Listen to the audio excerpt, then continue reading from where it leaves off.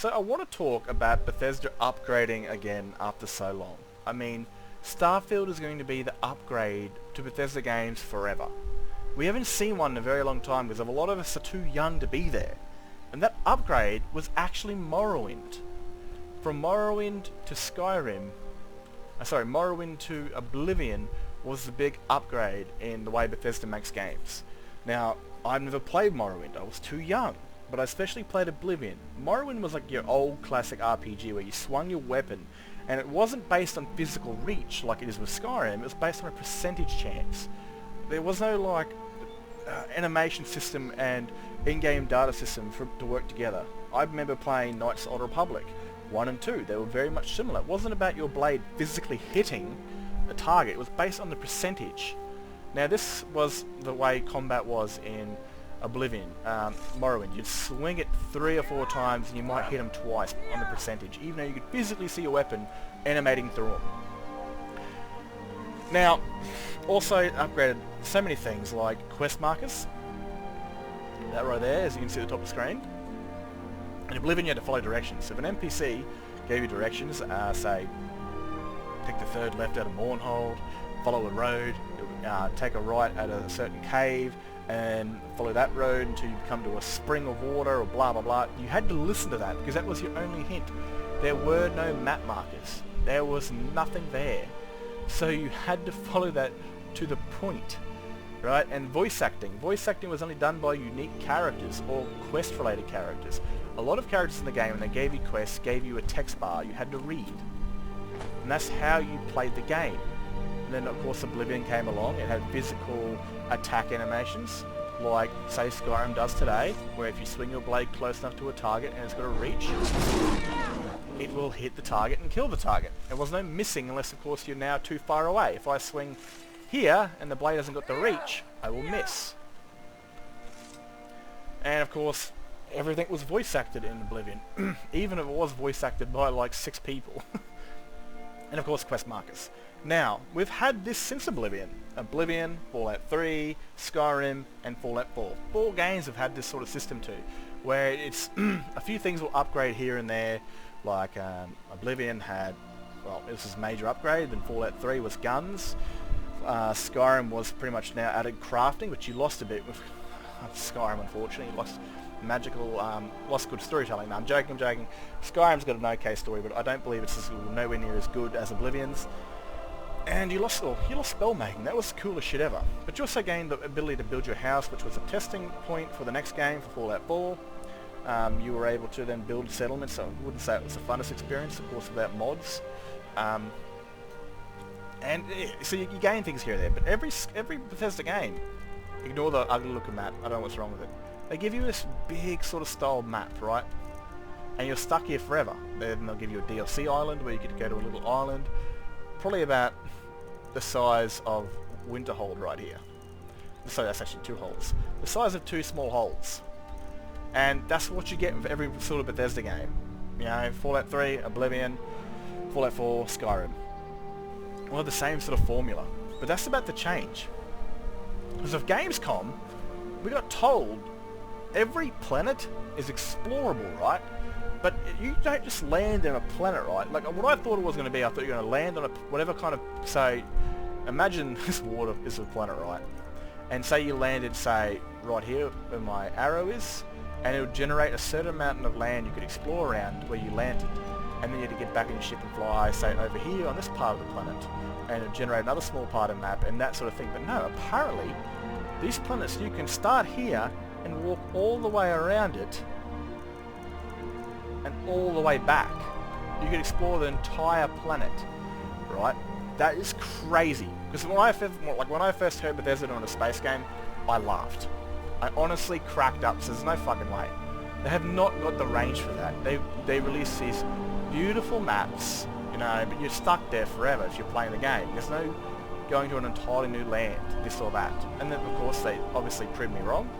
But the way their formula's changing, it can either be a really bad thing or a really good thing. I believe it's a good thing, because it means the next Elder Scrolls game is going to be fucking wild. I mean, all of Tamriel. Now, Todd Howard in 2 different interviews throughout time, His first one was years ago, saying that he wished he was able to make... Oh, we've got Rona babies over here.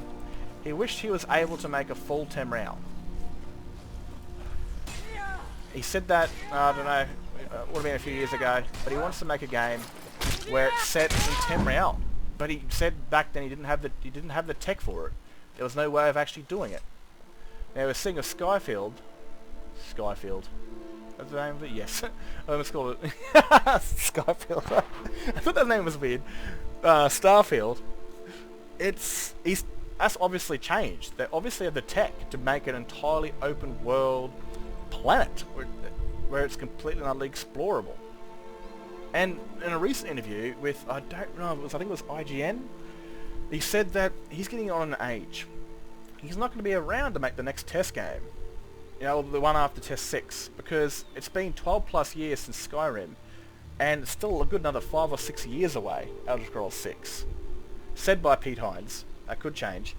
Now, he said that he won't be around for Test 7, and by then, if they follow this route where it takes him like more than 10 plus years to make games, he'll be friggin' 80 or 70 by the time it comes out.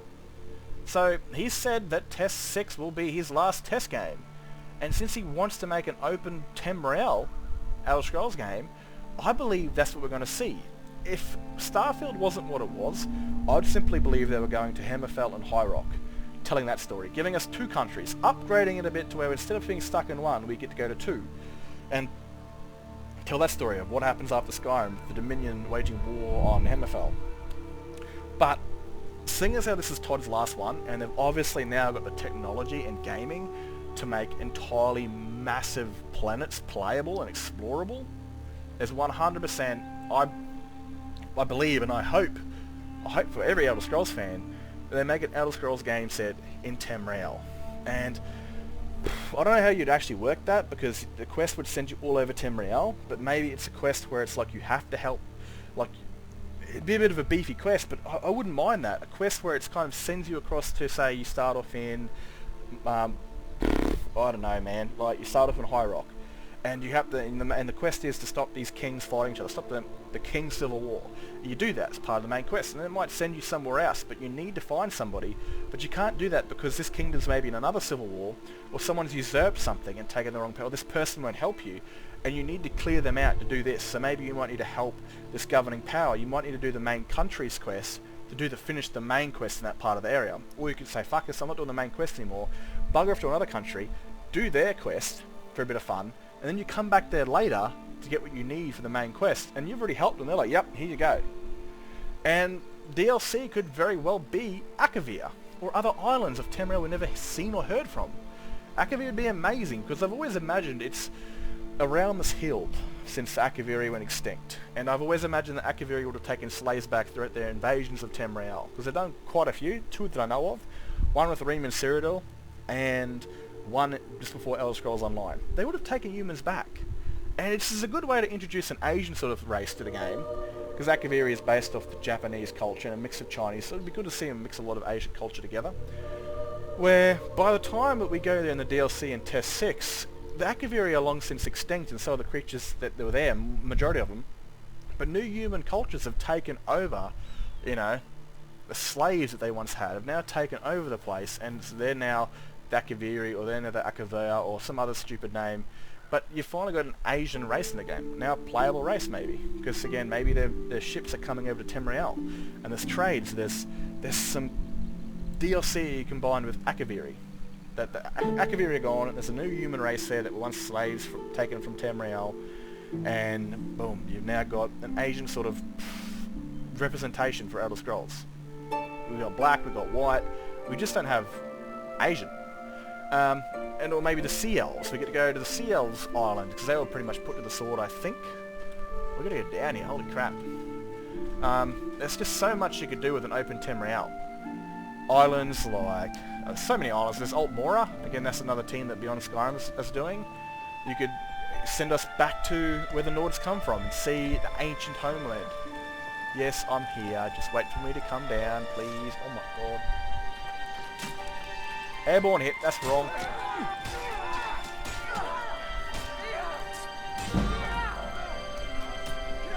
Are you you shot me through a rock, bro. You got walls on. Can't wait to count out your coin. And you're making it difficult, man. Oh no, man. Like an Elder Scrolls Tamriel, that would be sick. Maybe like an Oblivion War going on. You've got all these countries, like empires falling apart. Cyrodiil's half taken over, or half in civil wars. Every other country is in absolute despair. And you've got these wars amongst Oblivion. Daedric princes making sides, you know, Muriel Stagon with Merleg Ball and Boethia maybe teaming up with Hircine and whatever, and a couple of neutral Daedric princes you'd gain for either side or whatever. But that would be what I'd imagine the next Elder Scrolls, oh my god, the next Elder Scrolls game to be. Oof, oof. Oh, I thought I heard you. Do your worst. Okay. You hear me? I heard you.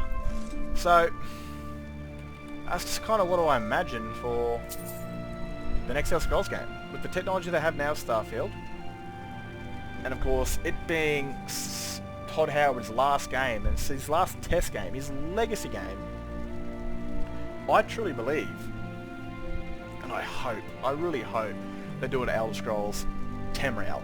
And of course the time they've had, they've said they've only had 8 years on Starfield.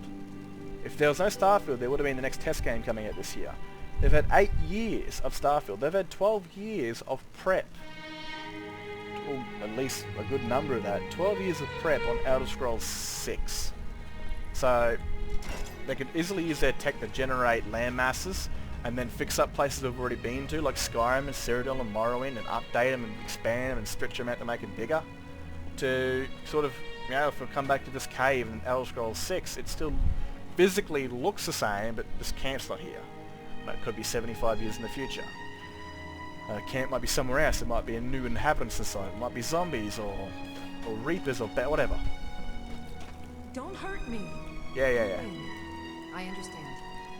So that's kind of what do I imagine the next Elder Scrolls game to be like. Because again, the time it's taken from Test 5 to Test 6, Todd Howard finishing at Test 6, and of course the technology they have for Starfield, my bets are, and my hopes are, for an Elder Scrolls Tamriel, not stuck in another country. Anyway, I think I rattled more than enough about my ideas on the next Elder Scrolls game, and why I think it's going to be Tamriel. Well, I hope. Let me know what you think in the comments if you agree. And here's hoping they don't just do like a small little, here's 2 countries instead, because honestly I don't see myself going from Starfield with 1,000 planets and fully explorable planets to them being stuck in 2 small countries. I just don't see it happening. I don't. That'd be like upgrading from San Andreas to GTA 4. you know what I mean. But hopefully they don't do that. Hopefully we all get the Elder Scrolls game Todd Howard's wanted to make, and that is Elder Scrolls Tamriel. Anyway, I'm gonna get out of here. Hope you guys enjoy your night. And yeah, if you agree, disagree, let me know in the comments. Catches.